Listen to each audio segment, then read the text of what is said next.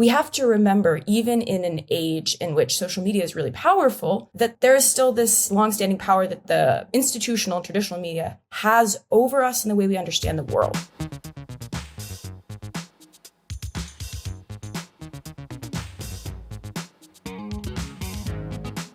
Joining us now, they're a University of Texas at Austin grad with dual degrees in journalism and government and a PhD student in communication at University of Pittsburgh. Their research uses sports as a vantage point to explore how identity and culture are constructed and negotiated. A high school swimmer, softball, and soccer player, while also serving as editor of the newspaper, they've personally lived their study of sport and media intersecting. They're a Capricorn, a diehard Liberty fan, and a perfecter of the hook'em horns pose for photos. It's Zoe Tzanis. Hi, Zoe. Hi, thank you so much for having me and for learning all of that about my background. I'm impressed.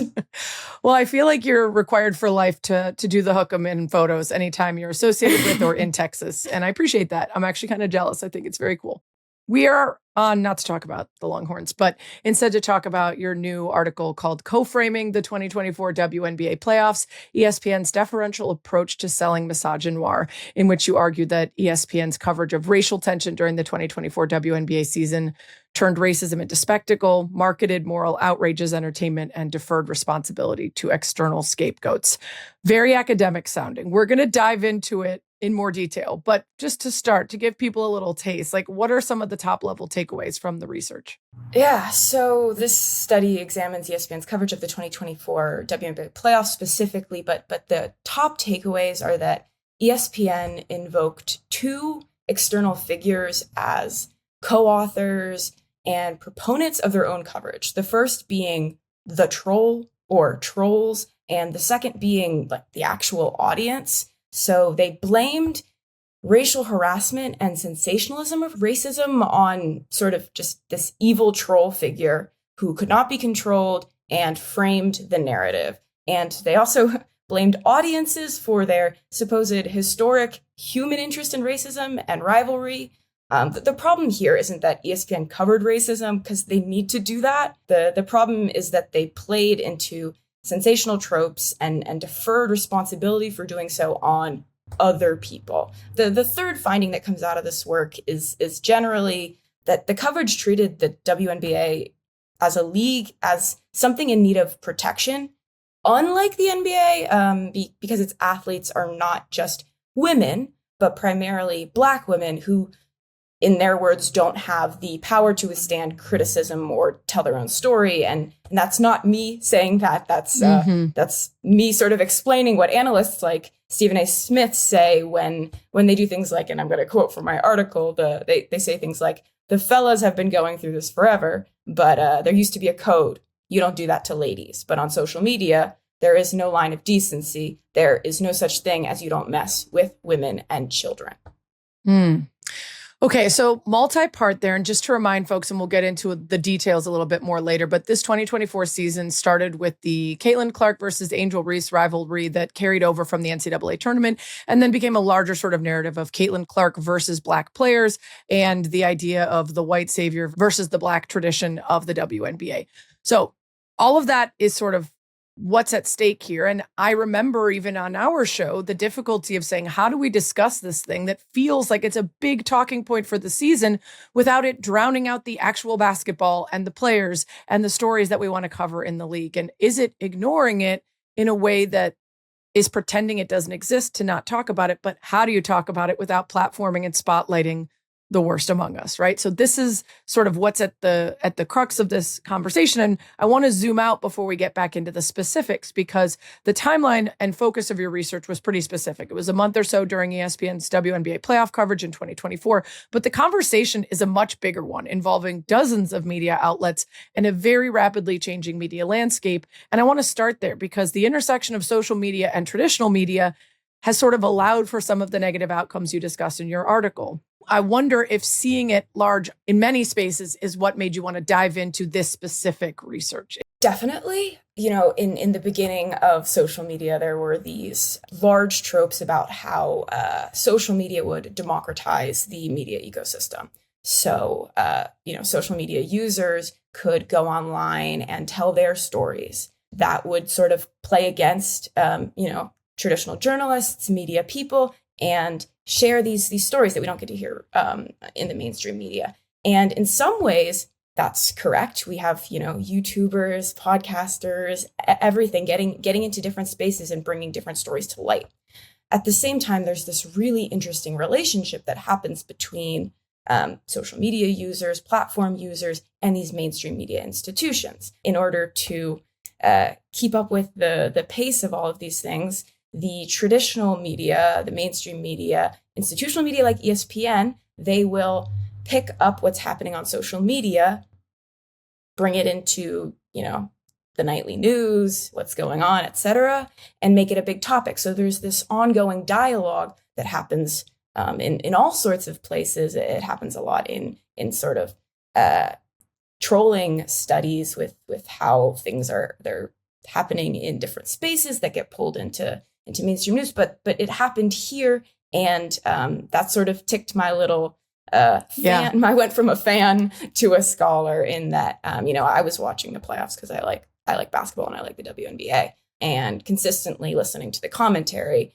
hearing not just analysts, but like even people like Stephanie White, who also works in the media, but like is a coach, say things like the trolls are framing the narrative, and hearing this sort of sustained acknowledgement of that social media was coming in and sort of setting the agenda, which is something we in media studies, but like most people would understand as something that we think the mainstream media does. I find what you just said so interesting because I have talked about the positives in some ways of social media removing gatekeepers and thereby allowing people other than middle-aged white men to tell you what you were interested in, which is how traditional institutional media has gone, right? The editor, the program director, whoever it is at the top says, here's what everyone should care about, and this is what we're going to put on the docket. And in a lot of ways, social media allowed content creators to write about things like the WNBA that wasn't getting enough coverage and say, actually, over here, look over here, tons of people went over there. And then the institutional media had to acknowledge that there was an interest and start adding more coverage. So there are positives there. But to your point, there's this idea of sort of blaming, quote unquote, social media, even though the institutional media is the one still hand selecting which outlets, which people, which posts to spotlight. So I want to start with the concept of co-authoring in terms of these concepts that you bring into your work. You write about how sports broadcasters sort of enlist the engaged audience of a sport or a team as co-authors of meaning. So can you expand on what that means, co-authoring meaning? Yeah. So I talk about this as co-authoring, but also as co-framing. And so in terms of like the typical traditional, what is framing? Framing is how media presents something to its audience, and that influences the choices we make and how we process the information. It's like a picture frame. The media chooses to put some things in the frame and not with others. And when they do this repeatedly, we come to understand certain things through what we've been told they're associated with.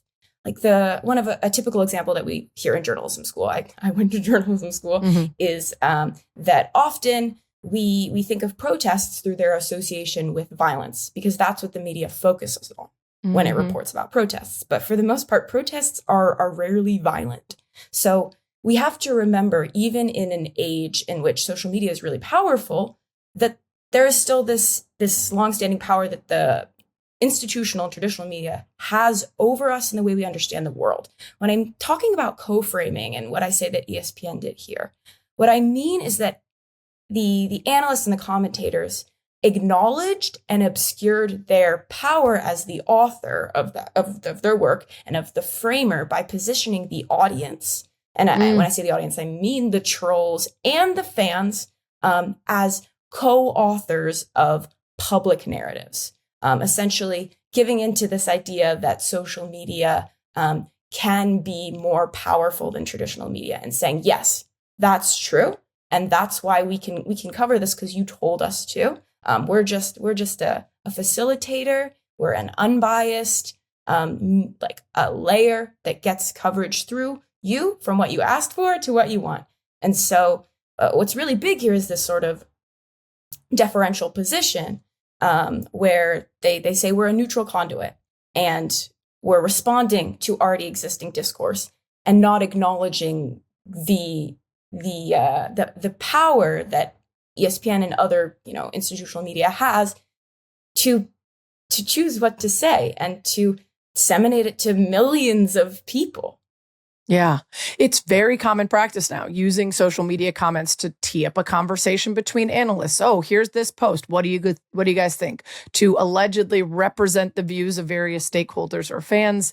But again, you're still selecting very specific ones to represent the quote unquote monolithic views, or just as an opportunity to sort of serve up the most salacious or enraging hot takes about a topic without the media member or the outlet having to own that take themselves, right? We want to talk about this or we want to just show it because we know people will watch and get mad about it. But that way we can be a hands-off in terms of representing it as our idea or something that we think should be part of this conversation. You call this, practice co-framing, and you talk about how basically you can benefit from the attention to things like a racial controversy without having to take responsibility for whether or not you should be spotlighting it. And I wonder how we ask sports broadcast companies to reject the model that's proved most efficient and most effective, because this whole spotlight is very valuable as we more and more, both on social media and regular media, understand the enraged to engage model. People consciously or subconsciously are drawn to context that is complicated, that asks tough questions, that touches on highly politicized issues, and then they watch longer or they comment more.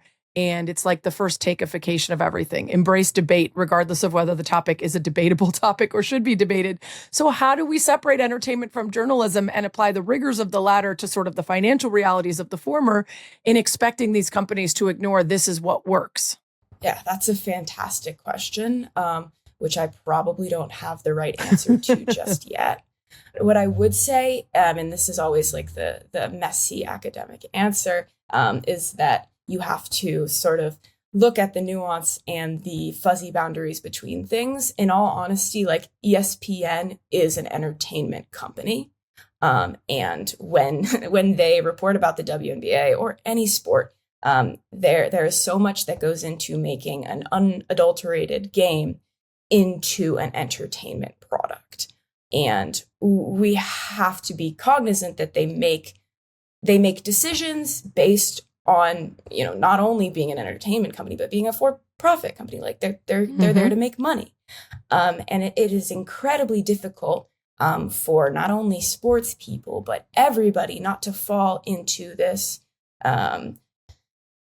salacious circulation model where we try and get the algorithms to pick up on what we're doing by feeding it the most insane content, because we know we don't know everything about how algorithms are designed, but we know that if we post something crazy or something that involves violence or that involves politics, it's just gonna be bigger.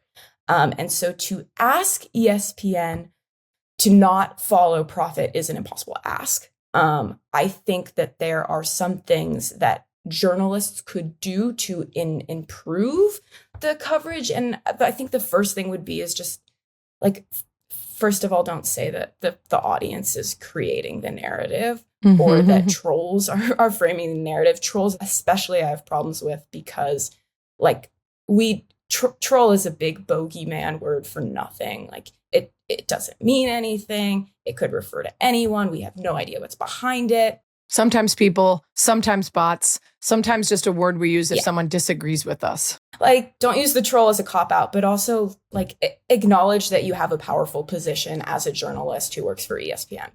Yeah. ESPN has long wrestled with the trying to be both journalistically sound in a lot of its output and also an entertainment company that absconds the responsibility of journalism in certain spaces, right? So you can watch an outside the lines piece about CTE in the NFL and also understand that the NFL is a partner of ESPN and that so much of their production will skew away from acknowledging the realities of head trauma. So this balance has been in play for a very long time, but this specific example you referred to was fascinating because it was this moment where the WNBA broke through into spaces that were not covering it before. So it was not just a conversation about how it was being handled and covered in a way that felt maybe icky or wrong, but also, but wait, do we need to still be grateful for it? Because this is the reason that it's in spaces that previously had ignored it. So You talk about the concept also of networked misogyny. So harassment that's distributed across platforms, amplified by visibility, and embedded in broader cultural economies of attention. So even if an outlet or an analyst is rejecting misogyny in public spaces or broadly condemning any sort of racism or bigotry in a social post, they're still amplifying that take. So where's the line between acknowledging and discussing what's being said online, or even a reality that's in real life and not just online, versus platforming or spotlighting it in a problematic way? It's almost impossible to pick up a story and to not amplify it. Like the moment that the mainstream media picks up a story online, more people are going to hear about it. So I think that the first thing is you have to acknowledge that, like, if you are picking up the topic, you're amplifying it just at base.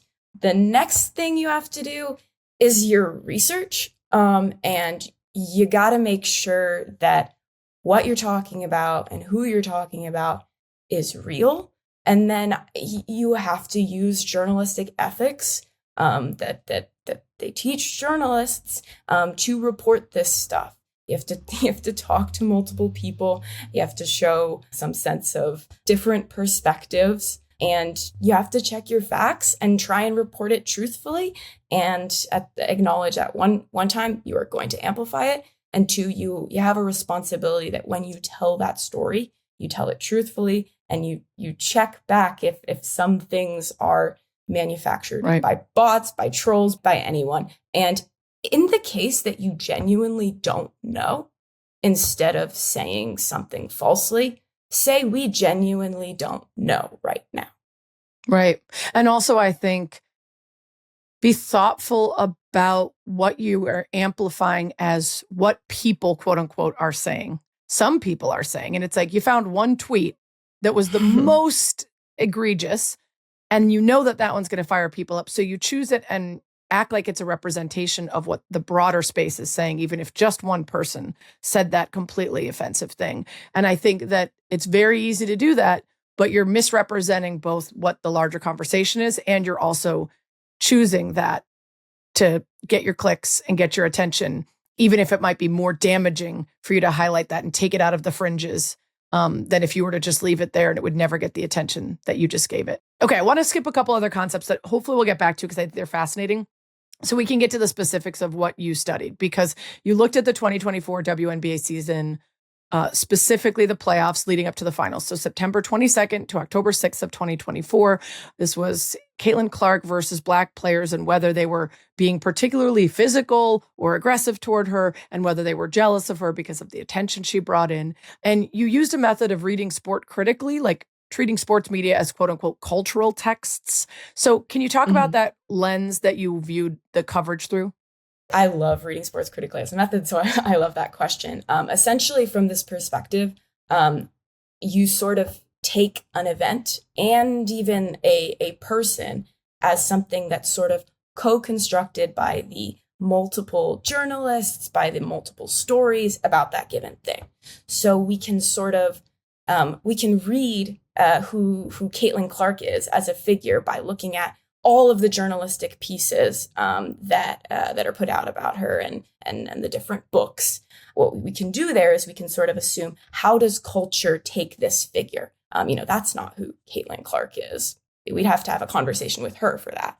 But we can go and look at the WNBA season, or, I was watching the whole season, but I honed in on this area specifically. We can look at the playoffs, take in as much media as possible, sort of like embed in that, watch everything. A lot of fans do this, read everything, look at all the comments, and assume that is like this greater scape that paints a picture of how culture takes and approaches this event or series of events. Cool. So that's the lens. Yeah, I love that. Okay, so you're looking at specifically the playoffs, and then there's this sort of moment where the Caitlin Clark tension around race came to a head. It was an incident between the Connecticut Sun's Dejanay Carrington and Clark in the first round of the playoffs. Carrington swipes for the ball, accidentally pokes Clark in the eye. I say accidentally because that's what she said, and that's what anyone who watches basketball says, but some social media users and even some very well-known journalists and commentators framed the poke as an assault, said it was intentional, said it was part of larger claims that Black players were targeting Clark. So what did you see that was noteworthy in the coverage of this incident on ESPN and the narrative that it sort of spawned for the rest of the playoffs? Yeah, this is what was really interesting for me. So a lot of what we would more think of as being maybe like a right-wing media really went in on sort of horrible racist and sexist and misogynistic tropes that talked about Harrington's nails, her behavior, and her being aggressive. All of those are sort of these traditional tropes that we think about when media falsely talks about Black women athletes. There's been a lot of coverage. The most obvious example that we talk about is Serena Williams being talked about as being aggressive and violent, and her counterparts being talked about as victims or as being meeker. And what ESPN did, which I thought was really interesting, is instead of do that, they talked about trolls. They focused on the social media scape and the social media outrage that surrounded the event. So there was this really disgusting meme thing that someone posted, which transposed Caitlin Clark and Dejanay Carrington's faces on the faces of George Floyd and the man who murdered him. And this got a little bit more traction because I think Carrington responded and said, this is awful. So there were some stories that went out about it. And, the WNBA comes out and says, racial harassment isn't okay in this league. And ESPN focuses on the social media and the sort of the conversation that's going on instead of these tropes. And great, they didn't talk about these tropes. That's fantastic. They focused on social media and the conversation rather than the event. In some respects, that's good because the event was a non-event. In some respects, it allowed them to talk about sensational topics and to really focus on racial rivalry in a way where they were able to blame other people for the coverage. Yeah, so the blaming of external actors, sort of the idea that the trolls are forcing us to talk about this, or the audience is talking about this, and therefore we must make that the topic.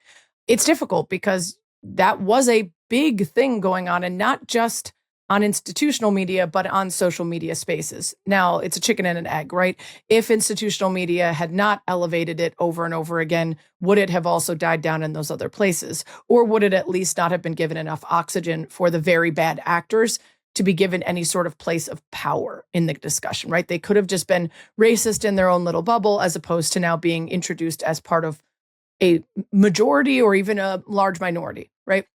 And I think also what you spoke to in terms of the tropes, in some ways, I would love for sports broadcasters to be able to give a thoughtful and nuanced take about racism, misogyny, and misogynoir in coverage over the entirety of the history of women's sports and specific to the WNBA over the last 30 years. Maybe that's asking too much, though. So if they're not capable of talking about how within the space these issues exist, not as a result of trolls bringing them, but because they're an internal part of the space itself, then how should they discuss the fact that these conversations and these tensions exist with the players? Because maybe the media can ignore it, but if the players are responding to these memes or are aware of the messages they're getting, then their responses to questions are often going to invoke what they're going through, right? The outside noise, or this is my comments, or this is what's going on. So if the institutional media were to ignore it, it would still be present within the tensions of the league and between players and teams. Yes, it totally would. And I think the first step is to acknowledge that these things are internal, that these things are structural, that media has a long-standing history of perpetuating these stereotypes. Yes, you shouldn't need a history degree or a sociology degree to report on the WNBA or anything else, but you have to do your research. Mm-hmm. What I take the largest issue with here is, the fact that people and Chinea Gumake, Kendrick Perkins, openly would say things like, we can't control the trolls, and then would repeat things that Caitlin Clark said, those aren't fans, those are trolls, and talk about the trolls.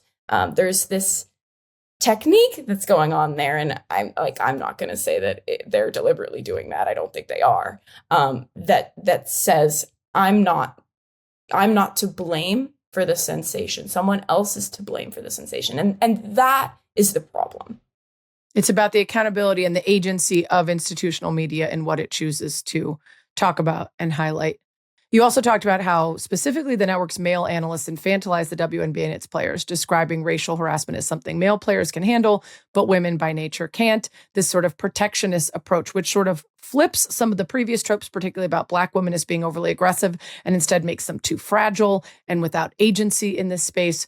But you said specifically that that was just the male commentators, and that perhaps women like Chanae, who played in the league and talk about the league and are rooted in the women's space, have less outdated gender ideas when it comes to women athletes and leagues. So this is another aspect of your research that you noticed, was this idea of, instead of acknowledging that these Black players were victims of the racism and misogyny that's deeply rooted within sport and this league, they were instead victims of their own fragility in the face of the same type of criticism that men would be able to endure. Yes, exactly. And in my research, it was like almost all coming from male analysts, Stephen A. Smith, most of all, but also Kendrick Perkins, and these sort of repeated recallings of WNBA athletes as dainty ladies who can't handle racism, who can't handle hard stuff that they handle in the MNBA. And so it's really strange to hear these sort of really, really sort of sexist narratives come up again, and to really, they talked about this in a sort of like wartime way, that these women were under attack. They were like women and children under attack. And it's really strange because it contrasts that sort of traditional thing that mainstream media does when it casts Black women as aggressive and violent. It sort of flips the script in a way that is really strange, but does the same thing. Like when you talk about some athletes as violent and aggressive, you do the same thing as when you talk about them as weak and incapable, because you remove them of agency, of power, of control over themselves, which all of these women have. And so it's a really interesting and sort of weird move. But as you were saying, because I don't see that with women reporters, with non-male reporters, I think there's this great opportunity for those who aren't entrenched in the male logics of sports media to really talk about the sport in the way that it should be talked about, in a way that respects all women, mm-hmm. and doesn't make anyone out to be more aggressive or more weak than they are. Yeah, I mean, I think what was fascinating was that it flipped depending on the argument being made as to whether or not these Black players were overly aggressive and physical and nasty, and it was an assault. But then as soon as they were the ones that were being victimized by folks on the internet and people lobbing racial attacks at them, then they were infantilized and weak and incapable of defending themselves or of being strong enough in the face of that. And so it used both, to your point, a way of removing their agency and also making the monoliths, as always, all the same, all with the same intent, all a part of some larger agenda against Caitlin, as opposed to individual actors of their own play and behavior. You also argue that by focusing on the so-called trolls that are displaying racism, folks could position harassment as external to the league instead of acknowledging sort of this is a condition emerging from its culture. And it's important to keep having that conversation, right? Because it's too easy to push off the realities of structural and internalized racism onto amorphous trolls, a body of people or bots or things that are to blame for the ills of society. And we can chalk it up. And we've even had conversations about Indiana fans in particular being more hostile to players that have come into their stadium. And the answer is always that those are just some trolls, or people say that, but it's not true. How do you then, when you're trying to talk about these things and the realities of them, particularly when players are saying, when we go here, it feels worse, this atmosphere is worse, how do you talk about it in a way that you think does right by the historical context of the league, the internalized misogyny and racism of the league, without putting responsibility on everyone else without, making it feel like they're doing this co-framing. Like you said, trolling practices draw on and intensify colonist, masculinist, white supremacist logics that are already normalized within mainstream media and political discourse. I see them not as external pollutants of a neutral media ecosystem, but symptoms of it, and actors whose practices are entangled with platform logics, journalistic routines, and they're oriented towards sensation, circulation, and profit. And so in order to address the troll, the first thing is not to treat them or to treat it as an amorphous external figure. Those are just trolls is an unproductive statement. Those are people who are repeating certain things that they have been taught. And those are things that are indoctrinated in a lot of education systems and a lot of media systems. My first thing is don't use the quip that those are just trolls. Like, we have to acknowledge that if these are real people, if they're bots, they are actors, whether technological or human, that are acting on certain beliefs that are intrinsic in our culture. And so don't say those are just trolls, but take what they're saying from a certain viewpoint of that this is coming from somewhere real, whether the person is or isn't. Yeah, use it as a way of pointing out the long-held problematic issues within larger institutions like the WNBA, like ESPN, like mainstream media, and talk about the problem instead of the symptom. The symptom is the number of people who have been indoctrinated or raised to believe that these things are truths, as opposed to result of the way things have been covered, the framing that has been used by media or by critics over the course of time, the racism, sexism, homophobia that's been built into how people see the WNBA, and therefore how these fans receive it is more. Yeah, that's fascinating. Well, it's complicated and difficult, and I will admit to not being above probably at times participating while trying to figure out how during that time to focus on the basketball and yet acknowledge this larger flurry of insanity and my frustration with so many people stepping into the space, knowing nothing about it and contributing in problematic and dangerous ways for some of these players by their framing of the conversation that was going on around race. So thank you for writing this article. Thank you for diving into it in an academic way and sort of helping us better understand the forces at play when we receive these things, some of it being intentional from the media and some of it very much them absconding responsibility, but not because they want to carry water for bad faith, but because they just don't understand that they're complicit in it as part of this larger thing that we're exposed to all the time, and sometimes not even understanding that we're being influenced by this big propaganda machine that is mainstream media. Any last thoughts? I feel like we could talk about this forever. We could probably talk about this forever. No, thank you. Thank you so much for talking about this with me. And I hope it's useful, and I appreciate the time. Thanks for coming on.